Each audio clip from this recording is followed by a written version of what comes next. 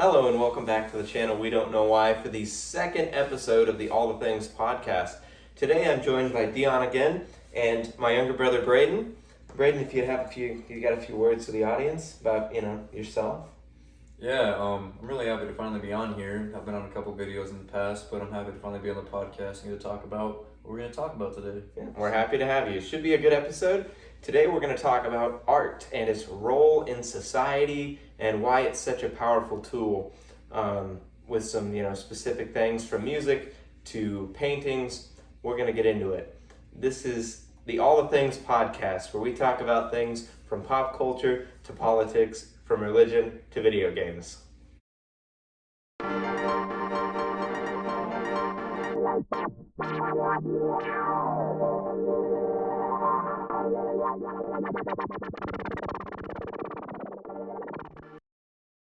All right, we're getting right into it. Today we're going to be talking about art, its role in society, and specifically we're going to start off with some examples of recent environmental protest in Europe, where people have been throwing soup and mashed potatoes and stuff at paintings, and we're going to kind of start this discussion with why that might be, like, why is that a good tactic, right? Like, why does that make any sense? So we're going to get right into it. We're going to hear Dion's thoughts on this first, on why this might be a powerful tool for protesters to use in destroying art or trying to smear art. It's just the idea of destroying art, such a powerful... Fuck me. Yes, such a powerful fuck me indeed. Such a powerful fuck me. We're just gonna leave this in. We just leave the whole thing in. Just right at the end, please. Such a beautiful fuck me. So I think I understand what you're getting at with the, it's not necessarily the means of, the destruction, but it is simply the destruction in itself. And I think you really got on something there with the destruction of art and culture in being one and the same, right? So we think of our art as a sort of, it's a piece of our culture, right? And it doesn't matter if you pick art at any time through history where we have, ancient murals to, painting on wood or whatever it is a piece of each individual culture who has produced that art. So I do think there's something there, right? And speaking to the powerful nature of using art as a means, as a platform, right? And destroying it to get your message across. And I can see how the culture aspect would get the attention of people in that culture, right? Where that art came from. I don't know if you have any thoughts on it in this initial. Yeah, so like you just mentioned, art has been a very important thing throughout our history. Obviously, art holds a very important place to some people, so I feel like the act of people trying to destroy it, using soup and that kind of stuff, is just an idea to try and get the attention of people and realize that those people can go against the things that have been models throughout history. I feel like, as we've seen recently with different things, physical and other sorts of violences, such as throwing things, has been very apparent. And I feel like it's no different with people throwing things and destroying pieces of art that have been very monumental throughout history. I feel like it's no different with that. So Yeah, so it's not just the art aspect, it's the violence aspect and the going against the grain aspect that you think kind of gets a message out there? Right, I think that it's so many people nowadays want themselves to be seen, and I think that they want their message to be seen, and I feel like some do not believe that they are being seen. So in that case, they resort to the only way they know how to get something passed, and that is violence. And like I've said, that is not just true for this case, but in this case, it does relate highly to the destruction of art.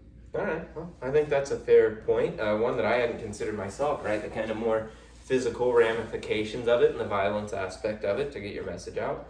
And I think that's really fair. We're going to try to skirt around the particular politics of some things just to keep this one a little more free floating for y'all. And we'll go into our first major question here. And that's, why does art make us feel? So, I think that initial question you might think, it should be, what does art make us feel, right? But it really is the question that I am asking, and I'm asking here, and you guys, leave it in the comments how you feel about this. Why does art make us feel? I was watching a YouTube video the other day of Marcus Beltry and another guy. Jacob Lanz, I think, was his name. I may be getting that wrong. One's a pianist, one's a violinist, right? And it was just a silly YouTube video where they're playing songs dressed as horror characters for people on a video streaming app or whatever it was. And there comes this one song, right, where all the other ones have been more fun and playful. Well, they play one of their originals, and the mix of the piano and the violin, it struck your emotions in a way that was, you didn't understand it, right? Like, I found myself tearing up to a stupid video on the internet with just some music in the background. And the people in the video that were listening to the same thing were also tearing up, right? So that really spurred this question on in me, like, why does art strike such a chord with us in any different scenario? And we all like different music, and every different kind of music affects us differently, or whether it be a painting or music. But why does it do that, right? So what about art grips us? Yeah, I think that we all have different tastes in music, but I feel like we all listen to one certain type of music because of something maybe happening in our personal life.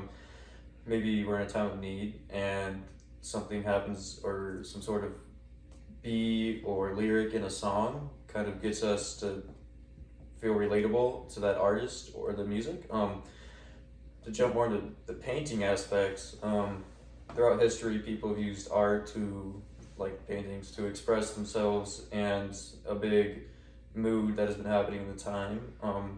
I think that we see lots of abstract art that nobody can really tell, unless you really relate to it, nobody can really tell what some abstract pieces of art mean, but to some it really does stick out to them. That's definitely the same with music. I feel like it really depends on the mood and, like I've said, what's happening personally with you. Like just today it was snowing and it was a great feeling, and it kind of brought out like a Christmas kind of thing, right? We assign different things, whether it's physical art or music, to holidays and different things like that. We assign pieces of art to how we feel, and okay, so you're saying it's more the why you think art strikes a chord in all of us is something that may consciously or subconsciously kind of connect to how we're feeling that day, or something that's going on in our life. And for things that affect a whole culture, it might be something going on in that culture, going on in the world. So that's a little more abstract way of thinking about it than I guess I had thought about it, or it's just a different way than I had thought about it. So I like to hear that input there. Dion, do you have something to say on this one? I mean, I think it's always interesting when talking about the concept of art and how it ends up making people feel.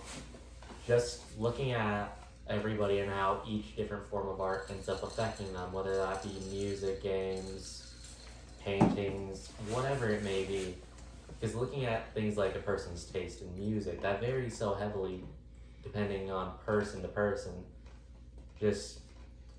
I know it may sound kind of silly, especially when you consider today's music, or at least what's considered the popular music. Most of it doesn't seem to have too much feeling into it. It just seems to be something that's thrown out there. Money grabbing. Yeah, money grabbing. Just something focused on, I don't know, something that people don't really care about. It just happens to be some famous person spitting out random words, and it just happens to catch the top of whatever platform's music leaderboard or something like that. But looking at a variety of music like jazz, a lot of that, especially, or I guess even if it's just heavily instrumental, not too many lyrics to it, because the lyrics are typically what we would look at and see, well, that's carrying a lot of feeling and meaning behind the song.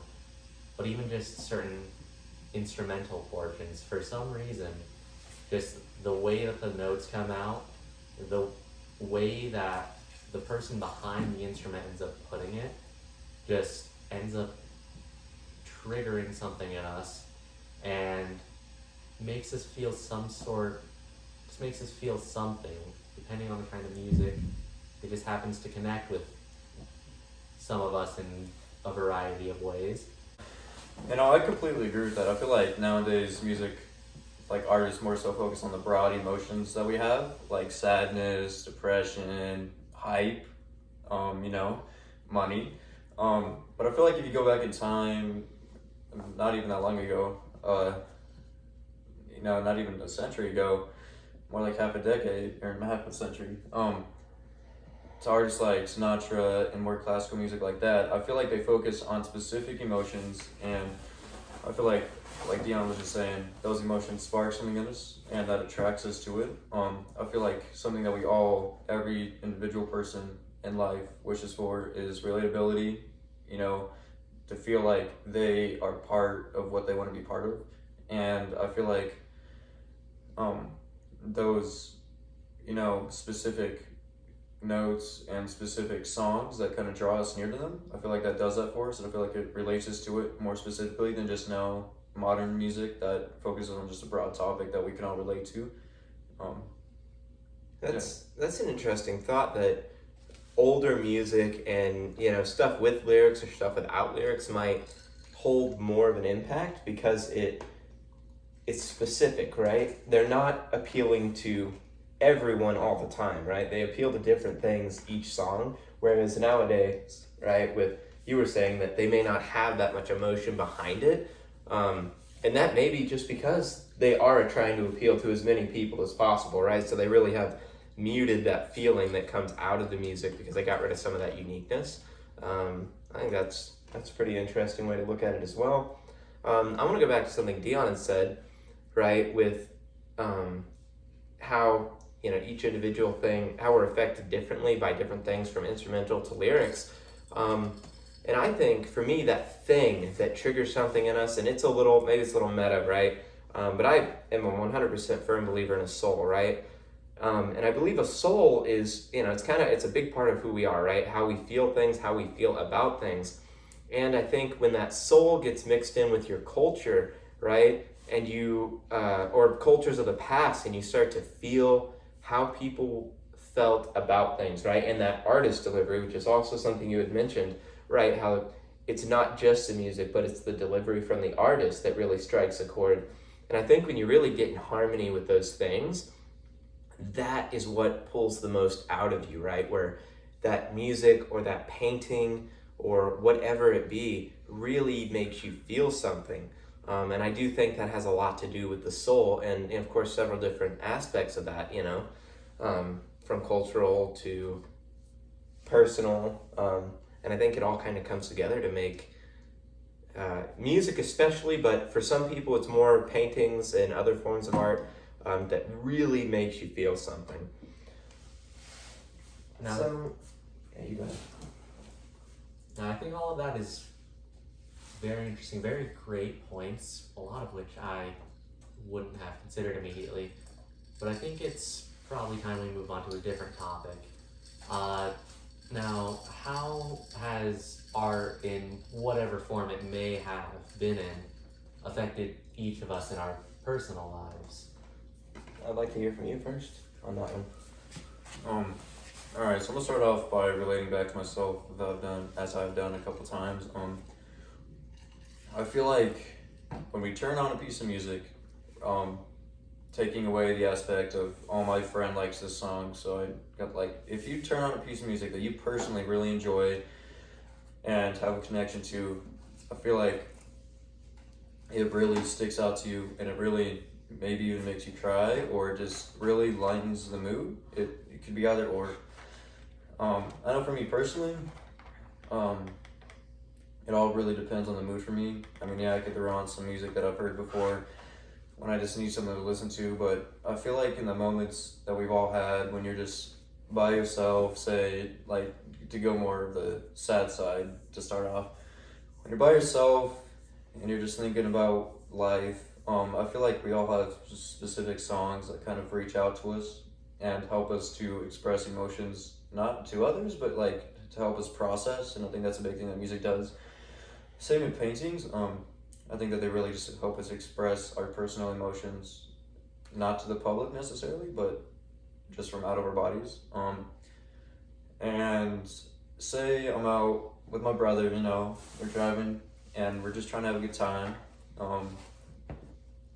Like we like to go on drives a lot and just have a good time. We'll throw on some music, not necessarily kind of just to hear in the background, but also to just kind of, make us have a good mood. Yeah, it matches the mood. It sets it. Yeah. Right. So I feel like for me personally, music just, it all depends on the mood and it all depends on how you personally are doing, as I feel like you can relate to every aspect of what we talk about today. Yeah. No, and I agree with the point there in that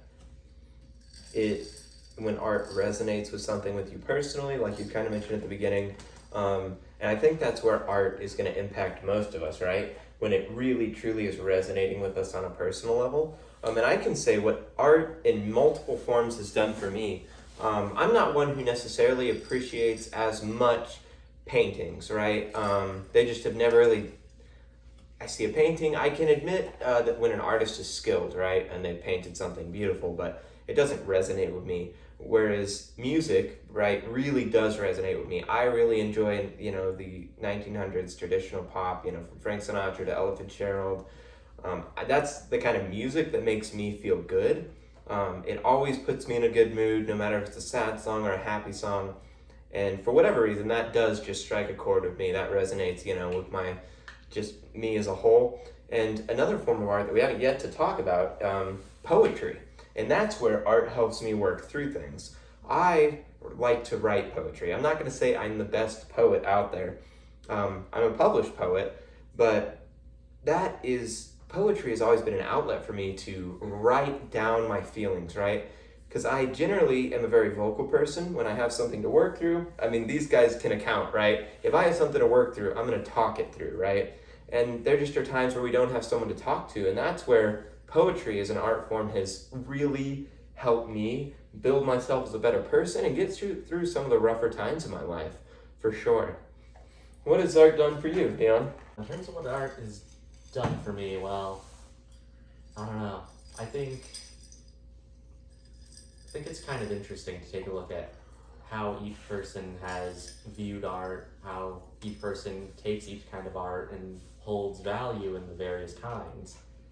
Because of course some people do have stronger feelings towards music or things of that nature, but I didn't quite have access to as much music or anything close to the internet immediately.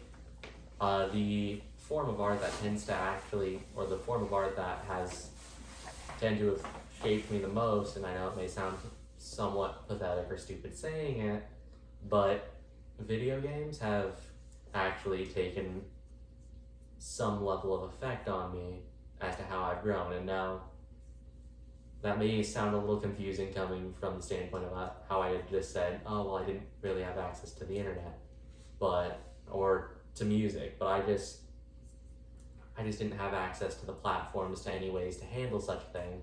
I was simply handed a game console and left to my own devices, left to function on my own.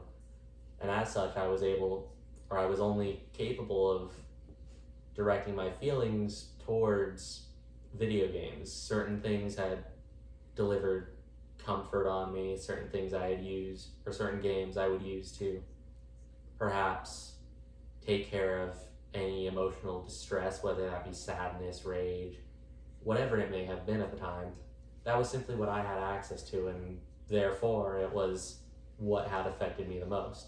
Now, of course, after time had passed and I had gotten access to more means, music has come to affect me more, but it just doesn't quite do as much to me as it might do to the average person. And I always think it's interesting whenever you take a look at somebody perhaps who is more interested in taking care of something like paintings or drawings, how they're able to direct their emotions into a picture. And while some people may not quite see or understand it, it's just simply the thought behind the emotion that they end up putting behind it that anyone can realistically find intriguing if you were to think about it. No, I think that video games, movies, and those are valid forms of art to find, release in. I've got one myself, movie, the B movie. It sounds, what a ridiculous movie, right? I mean, there's like memes on that shit, right? But the B movie is something when I'm at my lowest, I will go and I will watch the B movie because it just lifts my spirits. It's such a light movie, fun, that is one of those, kind of man-made video things that does, is a good outlet for my emotions. So I think it's a fully valid point to be, to find some comfort and an outlet in video games, for sure. Right. So I think that whether it's music, like paintings, poetry, movies, or video games, any form of art, I feel like I'm gonna be pretty direct, I guess, in a way here. I feel like art is just a way for everybody and anybody to express how they personally feel, or how they feel in general. And I feel like that's why art is so important in our culture. Just to directly answer the question, I feel like art I feel like it has a way to get to everybody, and it could be in really any way that you can imagine that has to do with art, as we've mentioned. And I just think that that's truly the meaning of art. So. Yeah, no, I think that's fair. So our big question here at the end is, what do you guys think art could do to mend some of the more damaged or broken parts of our society? It's kind of a big one, but we've talked about this whole length here, this episode, about how art has helped us each personally and where art kind of comes from. So what do you guys think our society could benefit from if we had some real meaningful art? And what type of art do you think we could benefit from the most? Right. Is it good if I go first? Yeah, go for it. It's a good sound. Yeah.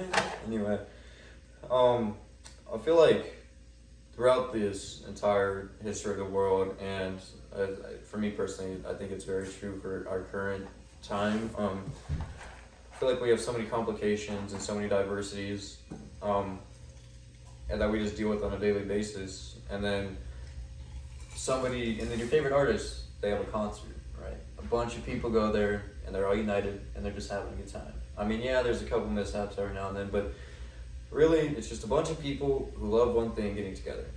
And I feel like that is what art could do totally for our society. I feel like Heal community.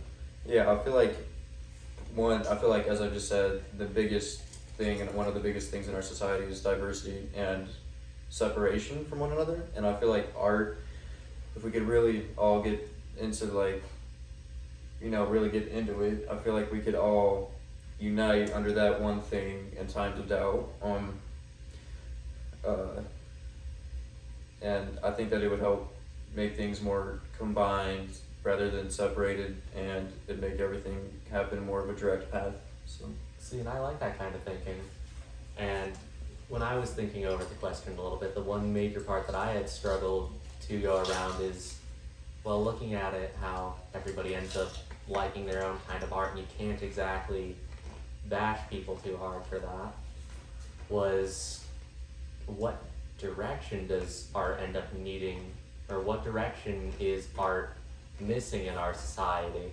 Because of course, while most music that would be considered pop, a lot of people have a dislike to or don't like due to the fact that it seems to lack direction in where it's going. It wouldn't be the most popular music if a lot of people weren't into it. And I just feel like it's interesting to think about taking a look at how art has directed society over time, just through music and, well, artists that are doing paintings and such. When any specific major event in history is going on, they all tend to aim to depict one thing, depict one goal for society to move forward. And I feel like in order for art to truly help society, it needs to be focused on one goal that is going to be truly beneficial to everybody, rather than attempting to scatter everybody in a variety of directions that is overall not going to get us anywhere. No, I think those are all fair points, and two sides of the opinion I was going to express there for sure. I think Braden's getting at more directly community, right?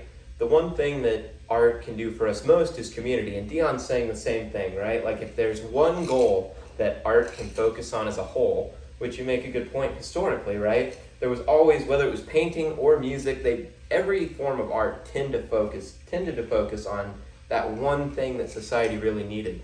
And I agree that art is kind of useless in its modern sense, that it is scattered, right? Like it purposefully scatters each and every one of us, right? So I think that's a really fair point, and I agree with Braden saying that one thing that art should focus on is a sense of community, because there's nothing like a concert environment, right? In most cases, that you're just having a good time with strangers, right? People you don't know, but you are brought together by one thing. And I think I speak for all of us in saying that music is one of the biggest things that could probably heal society. And I give it to Dion on video games too. And I think we have seen some healing from video games in our society. I mean, there are some great friendships that are truly, focused around video games, and they really hold people together in that way. So I don't think that we can't discard that one either, right? But I do think personally, especially, that music is the form of art that could most fix our society. And the one thing I do think, as kind of was stated by these guys, is that community is the thing that art could fix the most in our society, right? The most broken thing in our society tends to be community, and some of the most powerful tools, such as art and music, in my personal opinion, could bring us together more and really heal this situation that we're in as a society, as a world in general, right? It's kind of a mess. So I like that. I've enjoyed hearing your guys' insight. Yeah. We're going to move to the last little segment here. Something that we told you we'd do in the first episode, and that's asking every new person that is on the podcast their opinion on friendship, what friendship has done for them, and what friendship means to them. So, Braden, tell us what friendship has done for you and what it means to you. All right. I feel like we all start off life wanting, we all start off life by ourselves. We have our parents, but most of the time you don't really already have a set group of friends that you're really close to. I feel like for me personally, I had a good early start on friends. Preschool, I can remember a few I had and that I later met up with in life, whether it was a year ago, a couple weeks ago, or multiple years ago. I remember in preschool I had a couple good friends, and then I finally went into kindergarten, and first year I was kind of like on a steady pace. I wasn't really trying to make much friends, but first, second, third, and past, friends have really been a big part of me. I always have mishaps with my buddies, but I feel like that communication piece that you have with your friends is one of the most important things in life. Just like having at least one love connection in your life is a very important thing in your life, because they both give you this idea of a purpose of life and a way of living life, and I feel like both of those are probably one of the most important things to have. I know that I've had a couple rough times, and I know that a lot, if not every person has. I feel like friends always give you a shoulder to lean on during that, and I feel like a big part of a friendship is to understand that everybody has their own problems, and to not indulge in other people's problems too much, and only indulge in other people's problems when they really need you to. I've had friends that I've made new, and I've had my siblings too, and my siblings have just been a huge part of my life. Of course, like everything, we've had our mishaps, but at the end of the day, when I think of something that I'm really grateful for in life, I think of my siblings and my friends. Recently, I've been kind of changing, like my personality in a way, in the past like 2 years from what it used to be, and some people liked it, others haven't. But I've managed to already find a couple friends that I think will be good buddies for a long time to come, such as my brother and Dion did, when they were young. And I hope that everybody out there can do the same. So. All right, I think that was very well put. Thank you for your input on friendship. You guys will hear that one some more. Of course, every time we have someone new on the podcast, we're going to ask them that question because here we don't know why. We think it's very important. We think friendship is a very important aspect. So thank you again for your words on that. Very well put. And thank all of you for watching the second episode of the All the Things podcast. May have been a little scattered or so. It will be for the first couple episodes, but we appreciate you guys working with us. If you enjoyed, be sure to like and subscribe. And as the second official episode, we're going to start asking you guys who are watching to put your questions that you might want to hear us discuss in the comments. We'll be looking for those. Thank you guys very much. This is Braden, Dion, and myself from We Don't Know Why with the All the Things podcast signing off. You guys have a wonderful night.